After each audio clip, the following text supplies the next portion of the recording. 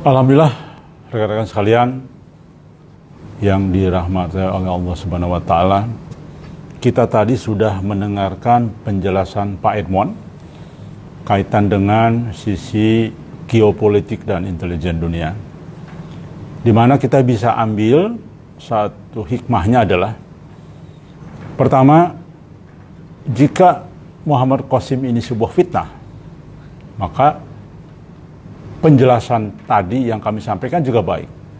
Artinya berarti selesailah Muhammad Qasim, karena pasti tidak akan hidup lagi. Yang kedua, jika ini merupakan kebenaran dan kami yakin kebenaran, maka ini membuktikan kepada umat Islam di dunia bahwa Muhammad Qasim akan mencapai takdirnya. Yang berikutnya dari intisari Pak Edmond tadi adalah, tentu apa yang kami sampaikan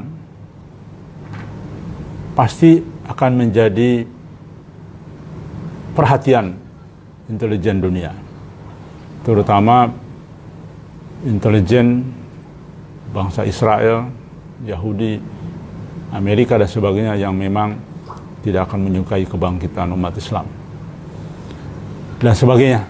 Jadi itu hal poin penting yang disampaikan tadi oleh Pak Edmond. Alhamdulillah di samping saya sudah hadir Ustadz Edward. Dan ini unik, pembicara kali ini yang tampil unik karena namanya tidak ada semuanya nama hijrah. Saya di Kicandra juga ke barat-baratan, Pak Edmond juga namanya ke barat-baratan juga ya, Pak Ustadz Edward juga barat-baratan. Jadi ini nama yang kali ini mencerminkan sisi Muhammad Qasim yang apa adanya, gitu. Seperti tadi kan, Muhammad Qasim tampilannya kok seperti bintang film Bollywood. Nah, kami juga tidak memiliki nama hijrah, ya nama asli apa adanya. Sebelum Pak Ustadz Edward nanti menyampaikan tinjauan mimpi Muhammad Qasim dari sisi ilmu tasawuf, kami perlu sampaikan, ini akan berlangsung nanti sampai selesai. Ustadz membahas tentang ilmu tasawuf, memandang mimpi Muhammad Qasim. Nanti kami akan break sampai dengan Isya. Jadi rekan-rekan sekalian yang ada di studio ini dan juga di teman-teman yang menonton kami di sosial media, nanti pada Isya, insya Allah jam 19.30 kita akan mengadakan meeting Zoom, ya. Jadi musyawarah bersama dengan rekan-rekan, terutama di teman-teman yang sudah gabung di Gaza, baik yang ada di Malaysia, di Brunei, dan di berbagai negara lain. Silahkan nanti gabung dengan kami untuk membahas secara terbuka. Kita perlu harus tertutup, karena ini menyangkut kepentingan umat dan sudah banyak disampaikan oleh hadis-hadis Nabi tentang hadis-hadis tentang akhir zaman. Dan tentu yang kita bahas adalah yang perlu terbuka. Ada hal-hal yang mungkin tidak perlu terbuka. Namun yang akan kita bahas nanti adalah membahas sesuatu yang kami juga minta pendapat dari semua teman-teman semua, ya. Meeting virtual nanti untuk publik, nanti kami umumkan di Facebook account saya, linknya di mana. Kemudian juga kami akan share di grup, di 10 grup WA Gaza, ya, linknya untuk ikut di dalam meeting virtual Zoom nanti. Nah, saya kira itu informasi yang ingin kami sampaikan. Saya kira silahkan Ustadz untuk menyampaikan penjelasan bagaimana fenomena mimpi Muhammad Qasim ditinjau dari ilmu tasawuf. Beliau kami hadirkan jauh-jauh dari Sumatera Barat dan dalam perjalanan yang cukup melelahkan, tapi alhamdulillah karena kami sudah satu pemikiran, Di awalnya kami menjelaskan silaturahim, ada kegiatan ke Padang. Saya sampaikan ke beliau tentang fenomena mimpi Muhammad Qasim. Dan alhamdulillah karena beliau ilmunya mumpuni untuk tidak perlu lama-lama, ketika kami jelaskan, beliau langsung percaya dengan mimpi Muhammad Qasim. Maka kami ajak untuk menyampaikan kebenaran mimpi Muhammad Qasim dari sisi ilmu tasawuf tinjauannya. Saya kira demikian. Silakan Ustadz untuk menyampaikannya, bebas waktunya, seluas-luasnya, agar teman-teman di studio ini dan juga di dunia maya bisa mendapat pencerahan dari sisi ilmunya. Saya kira sekali lagi sampaikan, mohon silahkan nanti berikutnya adalah kita akan mengadakan meeting virtual dengan Zoom. Kami adakan jam 19.30. Nanti linknya kami sampaikan melalui Facebook akun saya atau di grup WhatsApp Gaza.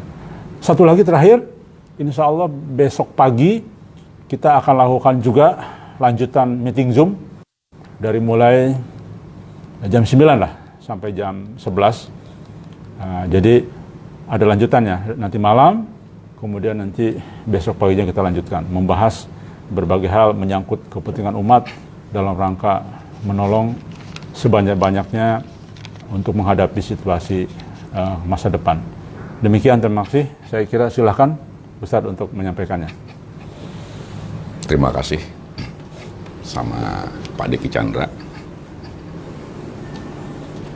Assalamualaikum warahmatullahi wabarakatuh.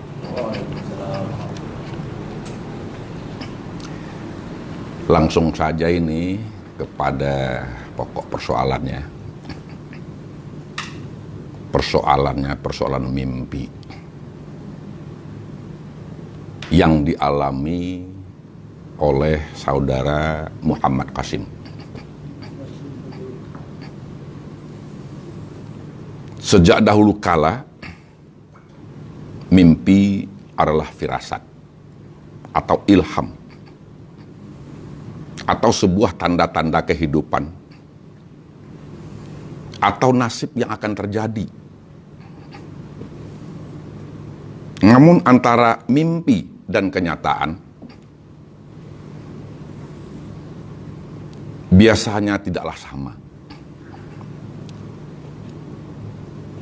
Oleh sebab itu, nenek moyang kita sejak dahulu berusaha menerjemahkan mimpi itu dan menyingkap tabirnya.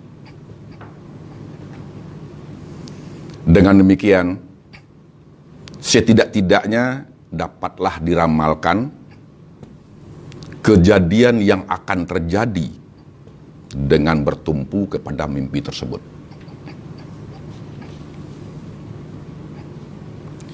Tetapi mimpi itu tidak selamanya firasat atau ilham. Kadangkala suatu yang sudah terjadi pun kita alami, kita rasakan, kita dengar, dan kita lihat. Mimpi yang demikian bukanlah misteri dan bukan merupakan ilham.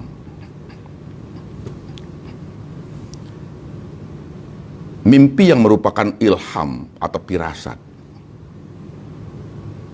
saat terjadinya itu berkisar di antara jam 1 tengah malam sampai jam 3 malam.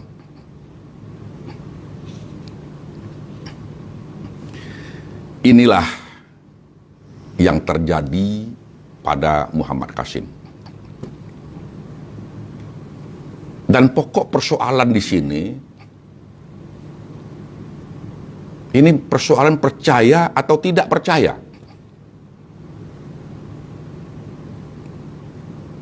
kepada mimpi Muhammad Qasim tersebut. Jadi kalau kita sudah masuk ke dalam kepercayaan, padahal yang bermimpi itu bukan kita. Udah pasti yang tahu pasti yang bermimpi.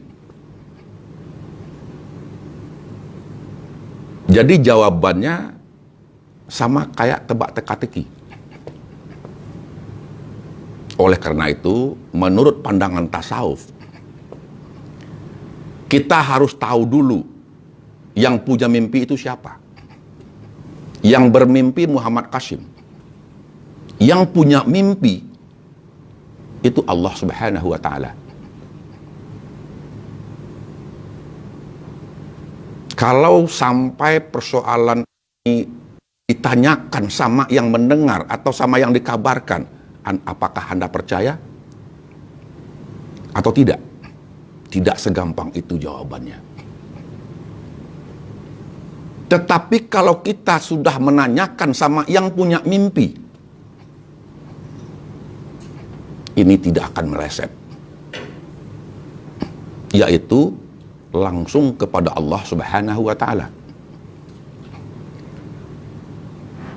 Berarti kalau kita udah masuk ke persoalan percaya atau kepercayaan atau keyakinan, ini persoalan batin.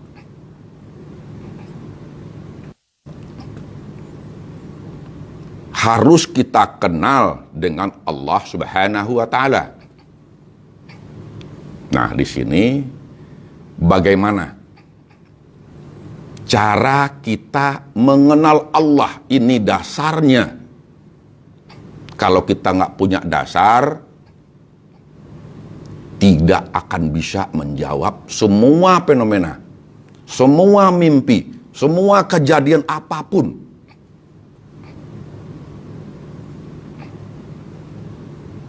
Jadi sini kita diharuskan mengenal Allah. Di dalam Nabi Muhammad SAW berkata, awaludini ma'rifatullah. Awal agama itu mengenal Allah. Bagaimana caranya? Cara mengenal Allah itu ada 4 cara.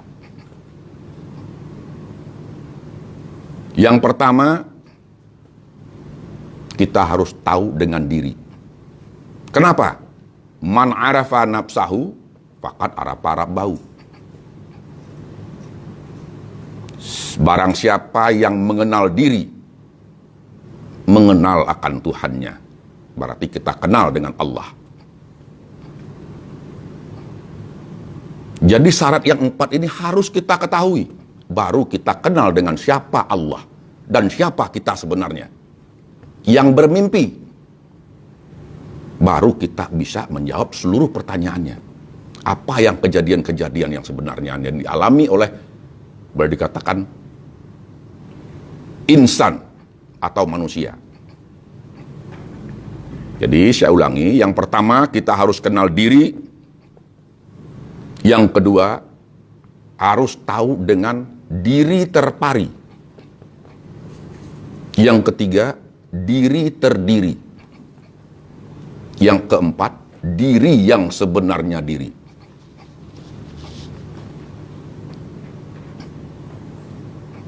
Sekarang kita uraikan satu persatu. Yang dimaksud dengan diri sama dengan saya sekarang sedang berbicara ini, dilihat, nampak, dipegang pun terasa. Ini yang namanya tubuh yang kasar. Inilah diri. Semuanya kasar. Makanannya juga kasar.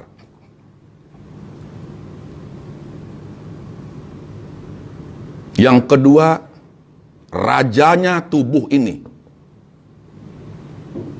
yang disebut diri terpari, letaknya itu di dalam hati. Hati ini terbagi 2. Yang pertama, hati nurani, letaknya sebelah kanan. di sini. Yang kedua, hati sanubari, letaknya sebelah kiri. Ingat, di dalam hati sanubari itu di bawah susu, ujung susu 2 jari di bawahnya, itu adalah rumah setan yang bernama Al-Qatu Saudah.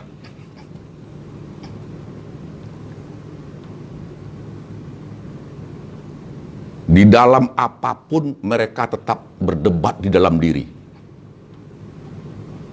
Bertanya dan menjawab. Siapa yang bertanya, siapa yang menjawab, ada semuanya di dalam diri. Benarkah ini? Ah, nggak mungkin. Yang menanya dan yang menjawab, inilah yang berdua ini. Hati nurani dengan hati sanubari baru disampaikan kepada akal. Lidah yang menyampaikannya dengan kata-kata. Itu yang dimaksud dengan diri terpari. Yang ketiga, diri terdiri. Pertama, diri tubuh yang kasar. Yang kedua, diri terpari yang di dalam hati. Yang ketiga ini, diri terdiri. Inilah yang disebut dengan nyawa. Rajanya kedua-duanya. Tanpa nyawa, yang satu nomor 2 tidak berfungsi. Dan juga kita semua sudah berubah nama. Yang pertama, taruhlah namanya si Badu. Setelah yang si nyawa pergi, namanya almarhum. Yang nyawa inilah zat Allah yang akbar. Inilah yang disebut innalillahi wa inna ilaihi raji'un. Harta Allah kembali kepada Allah. Tubuh yang kasar kita ini harta bumi ini. Kembali kepada bumi. Ini yang akan dikuburkan.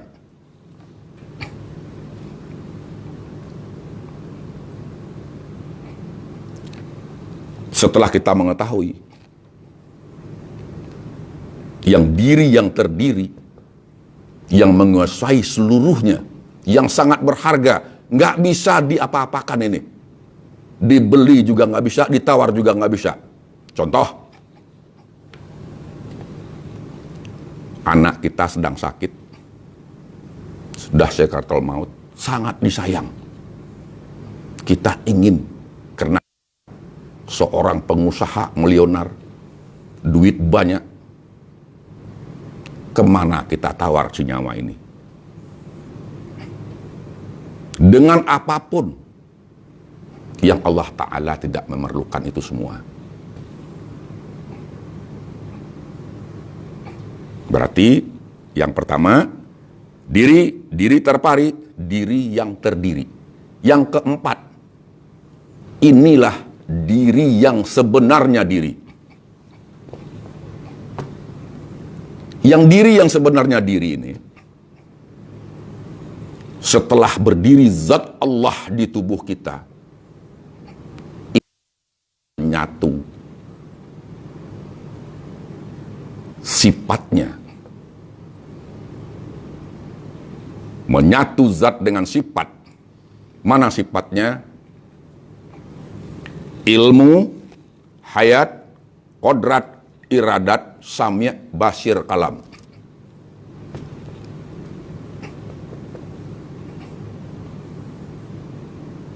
Kalau ini sudah berfungsi di tubuh kita, berarti ilmunya yang mengetahui. Siapanya? Allah Subhanahu wa Ta'ala. Hayatnya yang hidup. Kenapa? Kita tidak bisa menghendaki kita hidup sekian lama. Kita dihidupkan. Baru kodratnya yang berkuasa. Iradatnya yang berkehendak. Kalamnya yang berkata. Yang kita apa?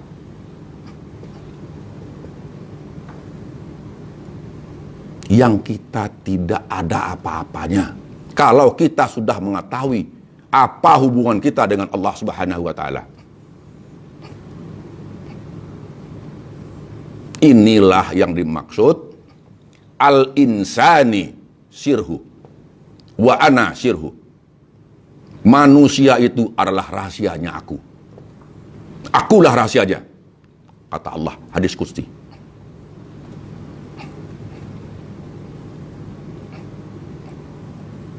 Setelah kita siapa kita, sekarang kita hubungkan dengan mimpi Muhammad Qasim. Apakah bisa? Jangankan Muhammad Qasim, kita aja bisa renungkan semua. Apakah bisa kita mengendalikan mimpi? Sedangkan hidup kita aja nggak bisa kita kendalikan. Ini kehendak Allah.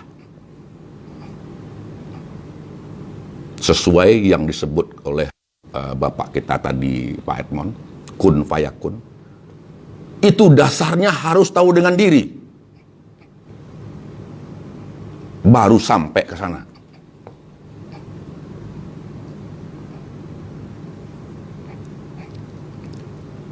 Cuman kita kadangkala tidak bisa mengatakan kebenaran itu benar.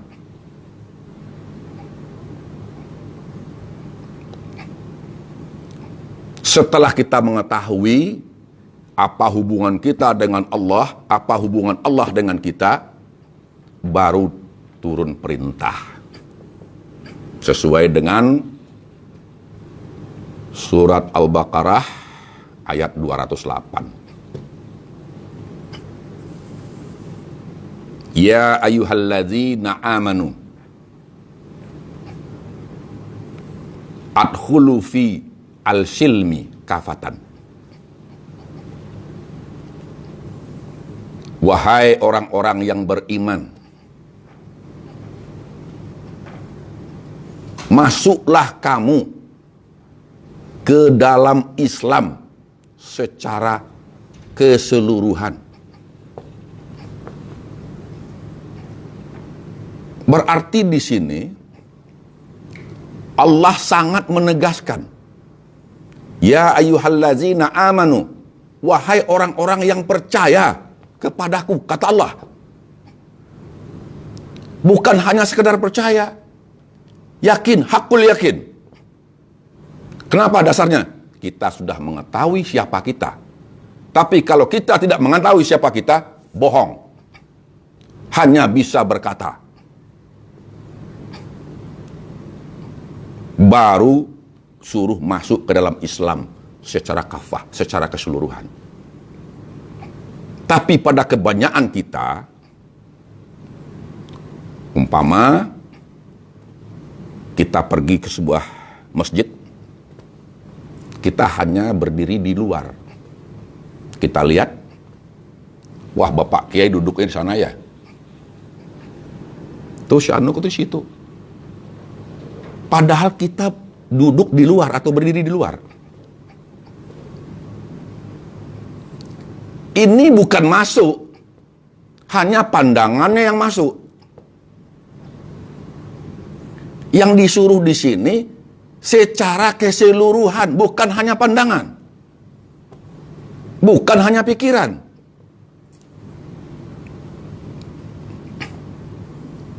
Masuklah, pelajarilah, selidikilah apa itu Islam.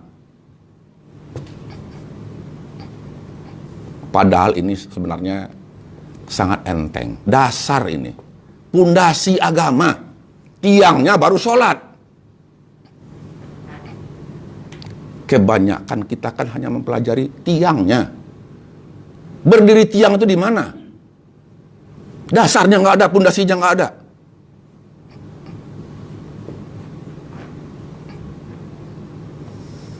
Jadi yang disuruh di sini, ketahuilah Islam. Apa itu Islam? Islam, dasar katanya aslama, dan salima.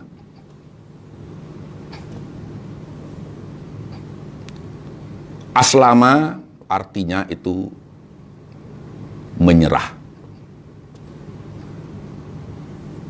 Salima artinya selamat.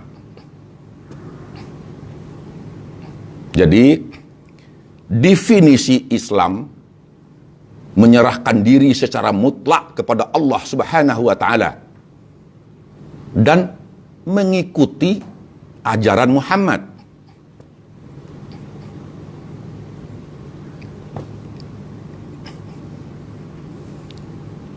Jadi kalau kita lihat secara huruf Indonesia dulu, bahasa Indonesia, Islam. Islam itu ada 5 huruf. Yang pertama I, S, L, A, M. I ini menjelaskan ingin. S, selamat. L, laksanakan. A, ajaran. M, Muhammad. Ingin selamat, laksanakan ajaran Muhammad.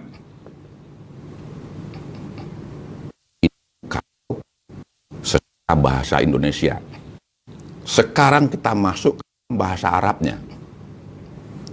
Hurufnya ada 4.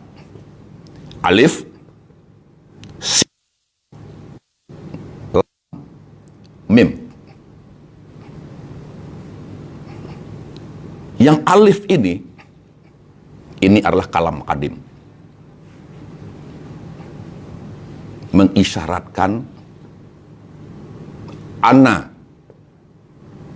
Allah Ahad. Ana Allah Ahad. Kalau kita sambungkan Anallah Ahad. Aku adalah Tuhan yang satu.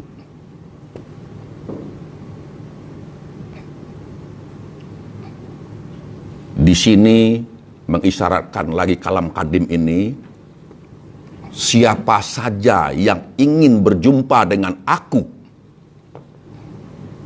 harus beramal soleh dan tidak boleh menyekutukan aku dengan sesuatu apapun.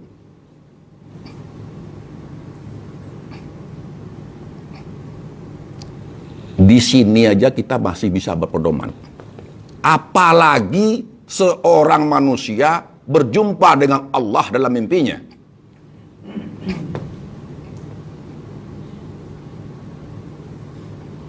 Baru kita kupas hanya 1 alif. Siapa saja yang ingin berjumpa dengan aku harus beramal soleh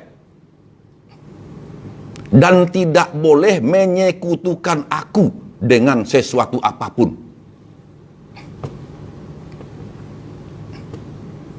Untuk bisa sampai kepadaku, ikuti huruf kedua.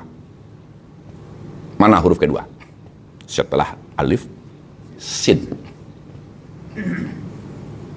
Sin ini bentuknya bergerigi 3, seperti ini.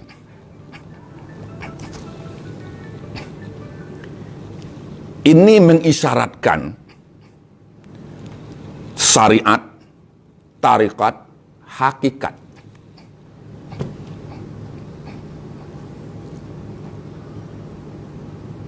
Syariat tanpa tarikat ibarat biji tanpa isi. Sebaliknya begitu. Tarikat tanpa syariat itu tidak bisa hidup di alam bebas. Kulitnya nggak dipakai. Apakah bisa kita bertelanjang?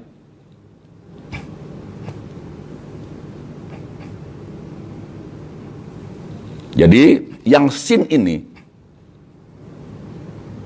ini sumpah Allah di dalam Al-Quran.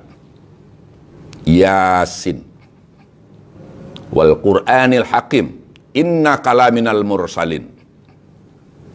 Demi Al-Quran, kata Allah, sesungguhnya engkau adalah seorang rasul. Tidak sembarangan orang yang bisa berjumpa dengan Allah.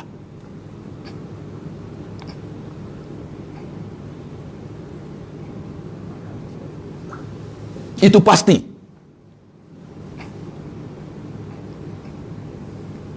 Jadi kalau kita udah sampai ketiganya ini, harus pakai syariat, harus tarikat, harus hakikat.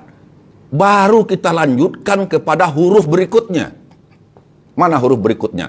Lam, mim. Pertama alif, kedua sin, yang ketiga lam, mim.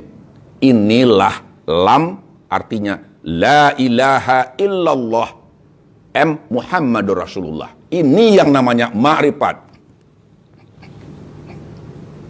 Wajib bagi kita umat Islam membacanya. Hitung saja sendiri 1 hari 1 malam. Sebab ini masuk rukun di dalam sholat.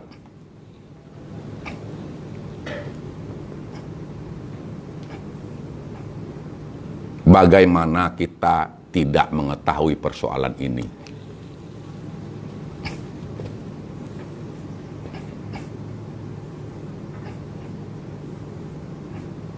Jadi kita sekarang sudah bisa mengambil suatu pembanding. Seseorang yang pernah bermimpi dengan Allah, zat yang akbar, zat penguasa, dasarnya pasti harus orang yang soleh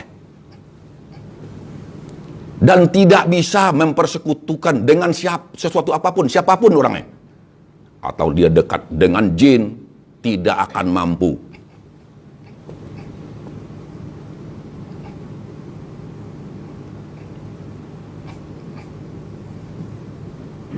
Berarti di sini yang ditanya bukan persoalan jawaban.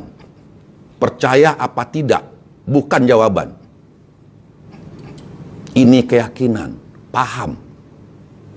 Kalau sudah masuk ke dalam ini, benar ini terjadi, pasti diakui.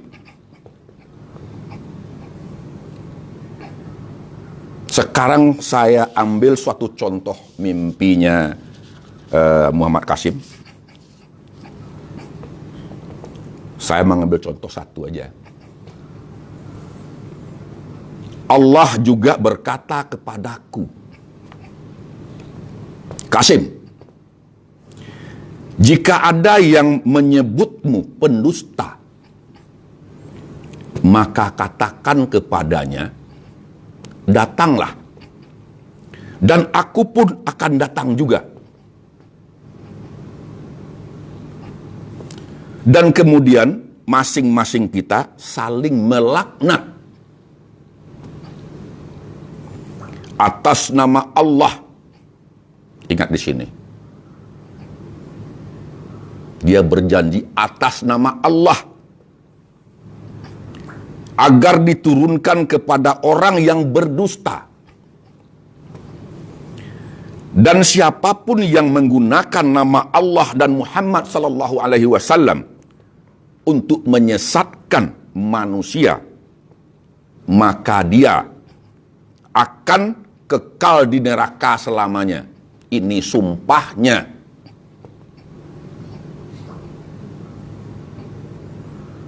Sekarang kita ambil salah satu, ada kasus banyak viral di medsos karena tidak puas dengan keputusan hakim, disuruh sumpah pocong aja nggak berani. Ini sumpah Qasim dengan zat Allah.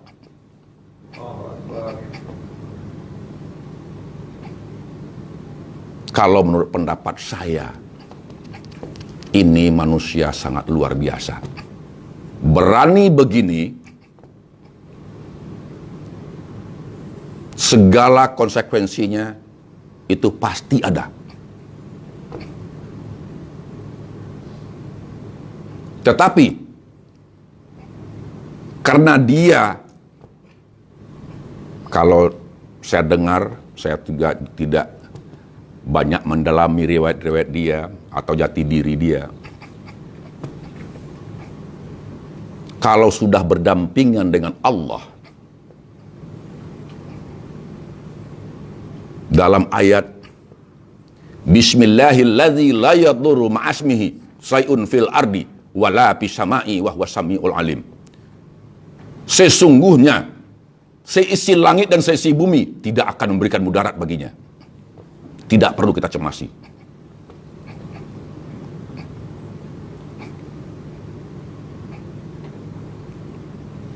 Jadi, kalau sudah begini, tanyalah hati nurani. Jangan tanya hati sanubari.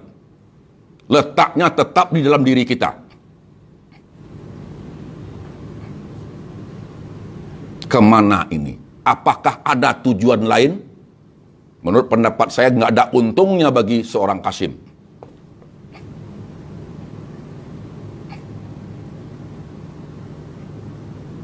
Jangan kita sembunyikan kebenaran. Kenapa? Di dalam Quran surat Al-Baqarah ayat 42. Wala talbisul haqq bil batili wa ta'tumul haqq wa antum ta'lamun. Jangan kamu campur adukkan yang hak dengan yang batil. Dan jangan kamu sembunyikan kebenaran itu. Sedangkan kamu mengetahui. Kalau sudah dilarang Allah bagaimana? Tergantung manusianya lagi. Apakah mereka tahu atau pura-pura tahu?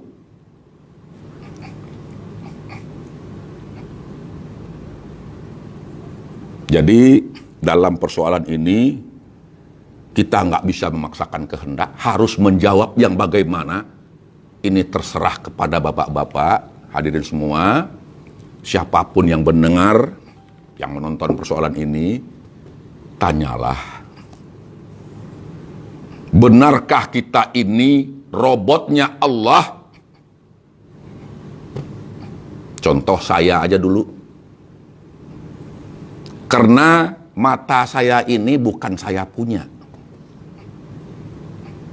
Kalau saya punya, nggak perlu saya pakai kacamata. Saya setel aja di mana rusaknya. Karena nggak bisa kuasa saya. Terpaksa saya harus beli kacamata. Itu salah satunya. Untuk itu renungkanlah.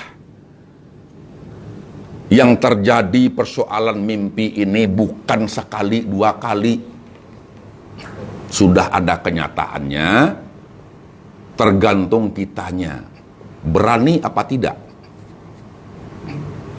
Benarkah kita punya Tuhan?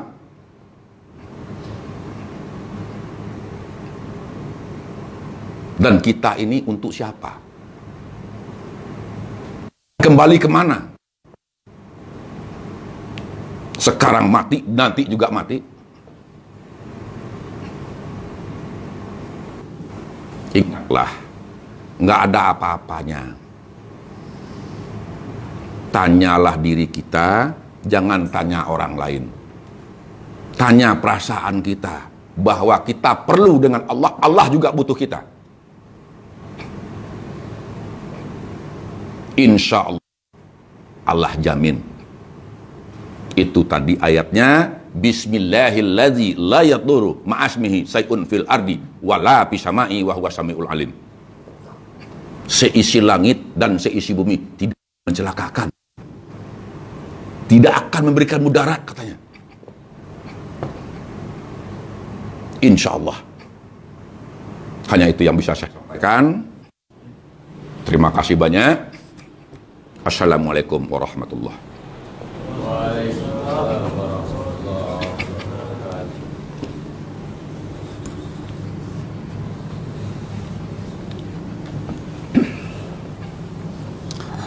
Rekan-rekan sekalian yang ada di ruangan ini dan juga rekan-rekan yang menonton live streaming di Facebook dan sebagainya.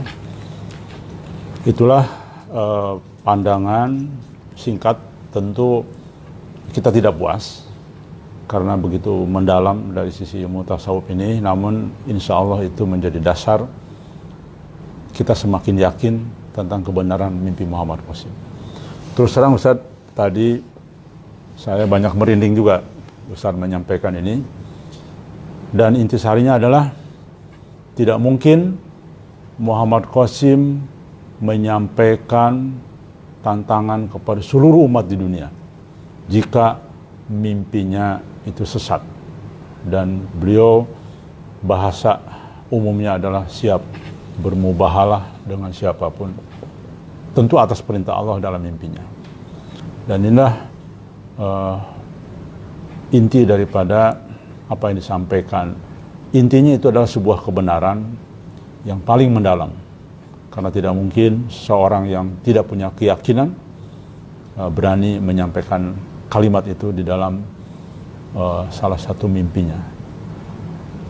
Saya kira itu, alhamdulillah, tadi kita sudah mendengarkan juga kajian dari sisi geopolitik dan intelijen, sehingga ini menjadi satu kesempurnaan dari sudut pandang semua ilmu, dan tidak ada pun penjelasan dari Ustadz Edward tadi yang bertentangan dengan mimpi Muhammad Qasim.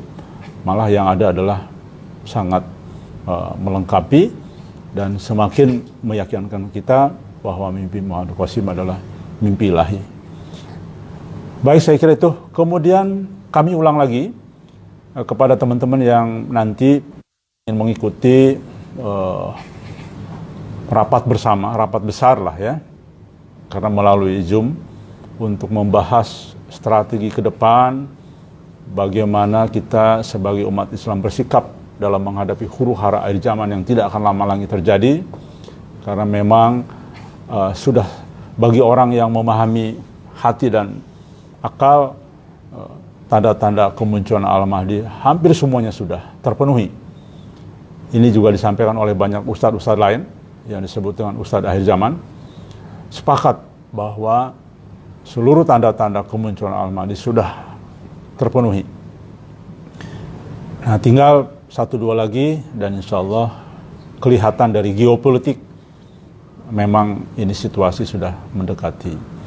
Maka dari itulah kami tidak ragu-ragu menyampaikan, khususnya kami minta kepada alim ulama, tolong sampaikan kepada rekan-rekan sekalian, kepada alim ulama tentang konteks ini, pernyataan saya dan sebagainya, untuk beliau-beliau mempelajari dengan serius.